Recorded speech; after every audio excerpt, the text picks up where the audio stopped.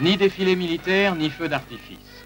La célébration du 17e anniversaire de notre indépendance aura été limitée à une simple cérémonie au palais présidentiel, à la lecture du message du chef de l'État à la nation et à l'inauguration de plusieurs réalisations d'ordre économique et social. Ce n'est pas là une innovation. L'exclusion du faste à une telle occasion a été consacrée par la politique d'austérité en vigueur depuis 1963. Les grandes commémorations n'ont donc lieu que tous les 5 ans.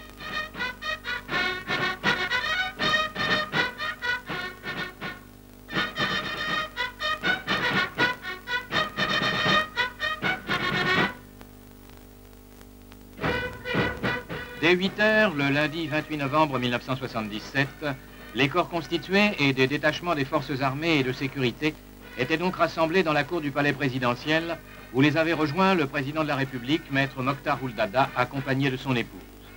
Prise d'armes, revue des troupes, levée des couleurs, décoration, poignée de main aux membres du bureau politique national et du gouvernement, aux ambassadeurs et à plusieurs hauts responsables de l'État.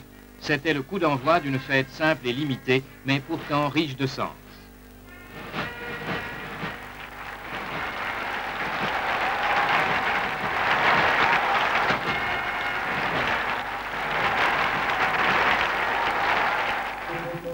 Dans l'hémicycle de l'Assemblée nationale, où avaient pris place les députés, les ministres, les hauts responsables du parti et les ambassadeurs accrédités à Nouakchott, le président de la République devait s'adresser à la nation pour faire le bilan des 12 derniers mois de la vie nationale.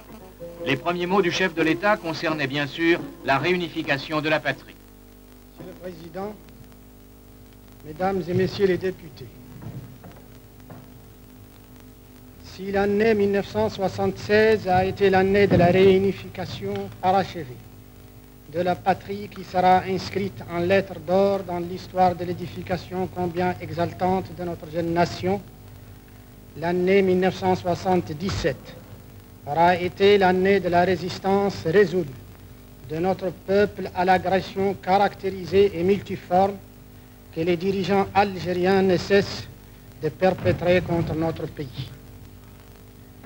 Par cette résistance, notre peuple administrera à nos ennemis la preuve que s'il a longtemps résisté à la colonisation d'hier, il ne saurait ne pas résister aujourd'hui, avec la foi, la motivation et les moyens qui sont les siens à la domination qu'on veut lui imposer.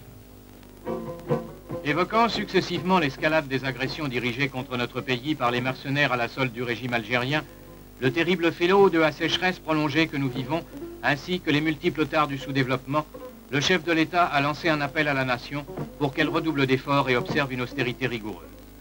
Maître Mokhtar Ould Daddah a particulièrement insisté sur la nécessité de mettre fin à la tendance malsaine et ruineuse qui consiste à mener un train de vie excessif sans rapport avec le revenu réel de la Mauritanie, un pays qui doit importer presque tout.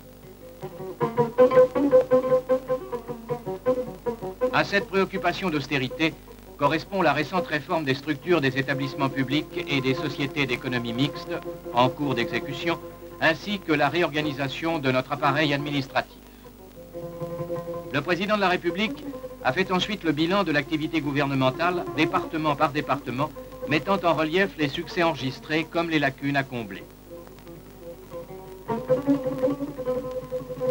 Le dernier département abordé dans ce rapport, dont la lecture a duré plus de 2 heures, était celui des affaires étrangères. L'action internationale de notre pays s'est poursuivie tout au long de l'année 1977, conformément aux principes directeurs réaffirmés sans cesse par les différents congrès de notre parti et qui l'ont constamment guidé depuis notre indépendance. Parmi ces principes, je rappellerai notamment la foi inébranlable en l'unité africaine, en l'unité arabe, en la complémentarité de ces deux mondes et en leur nécessaire solidarité. Le soutien permanent et résolu à tous les peuples qui luttent pour leur liberté et leur dignité. La solidarité agissante avec tous les pays du tiers-monde. L'attachement indéfectible à la politique de non-alignement. La recherche d'une coopération franche et loyale avec tous les pays sur la base du respect et des avantages mutuels. Au cours de l'année 1977, nous avons maintenu et renforcé les excellents rapports d'amitié et de coopération avec les pays arabes et africains. La Mauritanie a abrité plusieurs rencontres internationales, accueilli de nombreux visiteurs et participé à de nombreuses rencontres en dehors de ses frontières. Parallèlement, nous avons en toutes circonstances défendu avec foi et fermeté les causes justes des peuples d'Azanie, du Zimbabwe, d'Afrique du Sud et de Palestine. En dehors du cadre arabo-africain, nos relations en 1977 se sont renforcées avec les pays d'Asie, d'Europe et d'Amérique. Au terme de son rapport, le président de la République a insisté sur la nécessité de renforcer l'effort fourni au cours de l'année écoulée. Monsieur le Président, Mesdames et Messieurs les députés, voilà brièvement retracée l'activité gouvernementale durant l'année qui s'achève.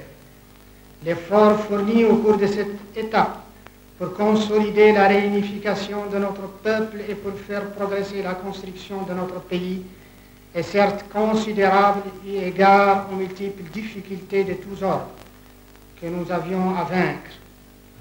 Cependant, cet effort devra s'affirmer davantage, tant au niveau individuel que collectif, par la réhabilitation du travail, une conscience plus aiguë de la responsabilité et de l'esprit de sacrifice, et une plus grande rigueur dans la gestion et l'utilisation des moyens dont nous disposons. Tel est le défi qui se présente à nous et telle est la voie qu'Allah le Tout-Puissant guide nos pas sur son droit chemin. Je vous remercie.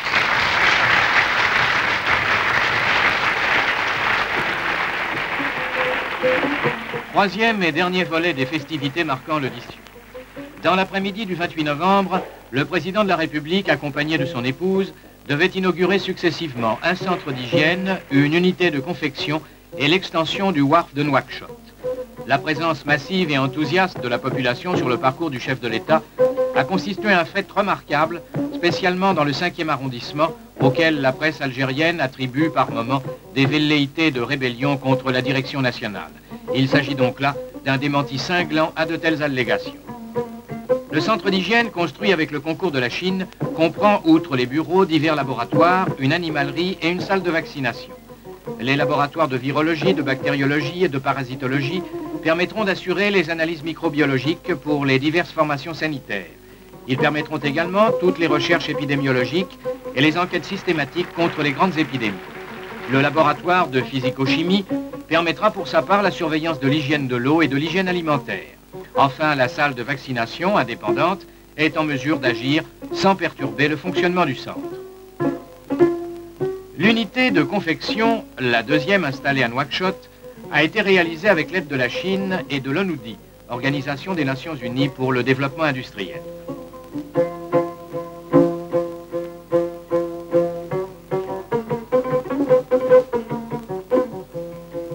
L'unité, qui devrait produire 100 000 pièces d'habillement par an, comporte un atelier de coupe, un atelier pour la production et la finition, un atelier d'entretien, un dépôt de matières premières, un dépôt pour produits finis, des locaux pour l'administration.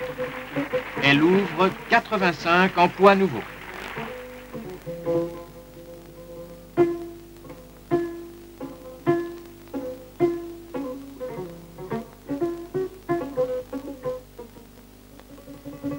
L'extension du Wharf se compose d'une passerelle de 44 mètres de long et de 7 mètres de large et d'une plateforme de 56 mètres de long et de 20 mètres de large.